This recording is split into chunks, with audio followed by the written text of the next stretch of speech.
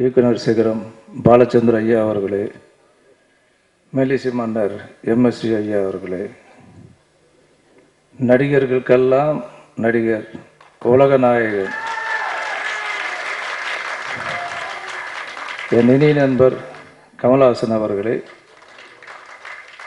Pepsi தலைவர் அமீர் அவர்களே, இயக்குனர் சங்க தலைவர் விக்ரமன் அவர்களே, மற்றும் மேடையில் வந்திருக்கும் நண்பர்களே, வருகை தந்திருக்கும் ஊடகங்களுக்கும் பத்திரிகை நண்பர்களும் என் பணிவான வணக்கத்தை தெரிவித்துக் கொள்கிறேன். நினைத்தாலே இணைக்கும் இந்த தலைப்பு சினிமா உலகம் இருக்கிறவர்களையும் எங்களால் மறக்க முடியாது. காரணம், பாலச்சந்திர ஐயா அவர்களுடைய எந்த படமாக இருந்தாலும் அவர் முதல் முக்கியத்துவம் தலைப்புக்கு கொடுக்கிறது. உண்மையிலேயே ஒரு வித்தியாசமான எளிமையான ஒரு தலைப்பு செலக்ட் பண்ணுவார். அவருடைய எல்லா படங்களுமே பிரபலமான படங்கள். உண்மையில் அந்த மேடை நாங்கள் தலைவர் பதவி பொறுப்பேற்ற பிறகு இப்படி ஒரு பாக்கியம் என்று சொல்லலாம். இது பெரிய சந்தர்ப்பமாக எங்களுக்கு கிடைத்தது வாழ்க்கையில் ஒரு மறக்க முடியாத நாளாக நாங்கள் கருதுகிறோம். நினைத்தாலே எனக்கு கிட்டத்தட்ட 34 ஆண்டுகள் ரிலீஸ் ஆகி 34 ஆண்டுகள் ரிலீஸ் ஆச்சுன்னு சொல்கிறாங்க. ஆனால் கமல்ஹாசன் சார் பார்க்கும்போது அவருக்கு வயசே 34 இருக்குமான்னு சொல்கிற அளவுக்கு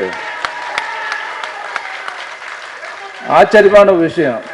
இப்போ அந்த இளமை எப்படி மெயின்டைன் பண்ணுறாரு? இது முதலாக நடிகர்கள் ஆரோக்கியமாக இருக்கணும், உடற்பயிற்சி செய்யணும்னு சொல்லி சொன்னவர் புரட்சி தலைவர் எம்ஜிஆர் அவர்கள். அதை விளம்பரப்படுத்தாமல் கடைபிடிக்கிறவர் உலகநாயகன் கமல்ஹாசன். அது சுயநலம் பாராமல் தயவு செய்து இந்த மேடையில் கமல்ஹாசன் அவர்களுடைய இளமைக்கான ரகசியத்தை உங்களுக்கு சொல்லணும்னு சொல்லி நான் ஆசைப்படுகிறேன்.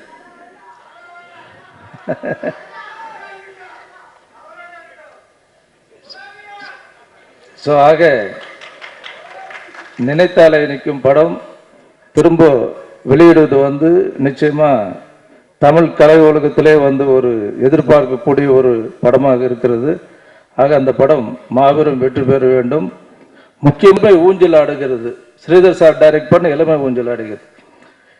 இவங்க இணைந்து நடித்த படங்கள். அதன் பிறகு பஞ்சு அருணாச்சலம் அவர்கள் என்னுடைய நண்பர் ஒரு நாள் கூறும்போது இருவரும் அவருக்கு ஒரு படத்திற்கு கால் ஷீட் கொடுத்துருந்தாங்க.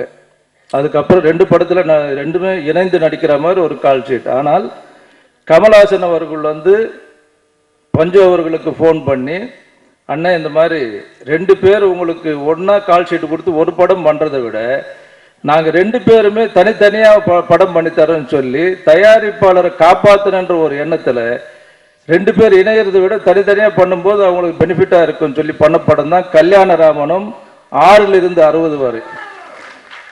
ஸோ இந்த யோசனை சொன்னதும் கமல்ஹாசன் சொல்லும்போது உண்மையிலேயே தயாரிப்பாளர்களை நலன் காக்கிறதுக்காக எப்படி ஒரு நடிகர் யோசனை சொல்லியிருக்கணும் போது அவருக்கு பாராட்ட கடமைப்பட்டு இருக்கிறேன். ஸோ இந்த பேச வாய்ப்பளித்ததுக்காக வார்னர் பிரதர்ஸுக்கு பிறகு பிரபலமானவர்கள் இந்த ராஜ டிவி பிரதர்ஸ். ஸோ அவங்க இந்த வாய்ப்பு எங்களுக்கு அளித்ததுக்காக அவங்களுக்கும் நன்றி கூறி விடைபெறுகிறேன்.